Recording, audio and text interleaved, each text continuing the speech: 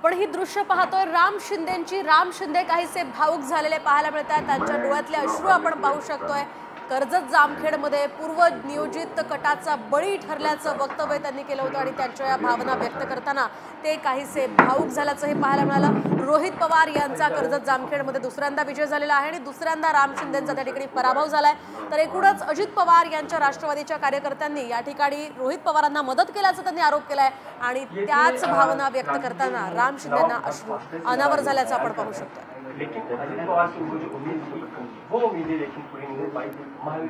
कौटुंबिक कलह या दरम्यान काही करार झाले आणि त्याचा प्रत्यय कर्जत जामखेडमध्ये जाणवला असंही त्यांनी म्हटलंय। कर्जत जामखेडमध्ये सभेला आलो असतो तर काय झालं असतं असं वक्तव्य अजित पवारांनी केलं होतं आणि यावरूनच आता राम शिंदेंनी गौप्यस्फोट केलेला आहे, हल्लाबोल केले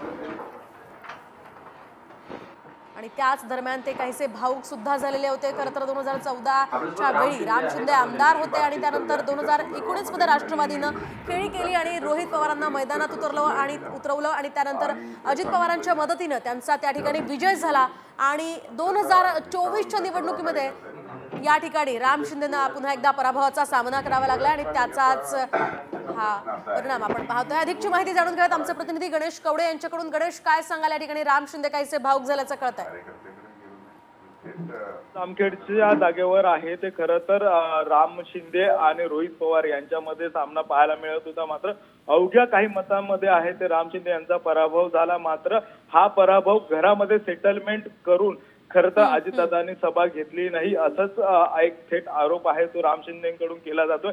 महायुतीचा धर्म आहे तो कुठेही पाळला गेला नाही असा देखील एक आरोप केलेला आहे, कारण की अजितदादांना या ठिकाणी सभा घेण्यात यावी अशी देखील एक विनंती आहे ते राम शिंदेकडून केली होती। मात्र अजितदादांनी देखील आज स्पष्ट केलं की जर मी तुझ्यासाठी एक सभा घेतली असती तर तुला पराभवाच्या सामोरं जावं लागलं तर अशा पद्धतीचं अजितदादांनी कराडमध्ये जेव्हा दोघं रोहित पवार आणि अजित पवार समोरासमोर भेटल्यानंतर हे वक्तव्य केलं होतं। मात्र महायुतीचा धर्म पाळला नाही तरी देखील कुठलाही शब्द मी बाहेर बोललो नव्हतो, मात्र अजितदादांनी स्वतःच आज याची कबुली दिली। त्यामुळे राम शिंदे आहेत ते कुठेतरी भावुक झालेले पाहायला मिळत आहे, कारण की अवघ्या काही मतांमुळे त्यांचा पराभव झाला।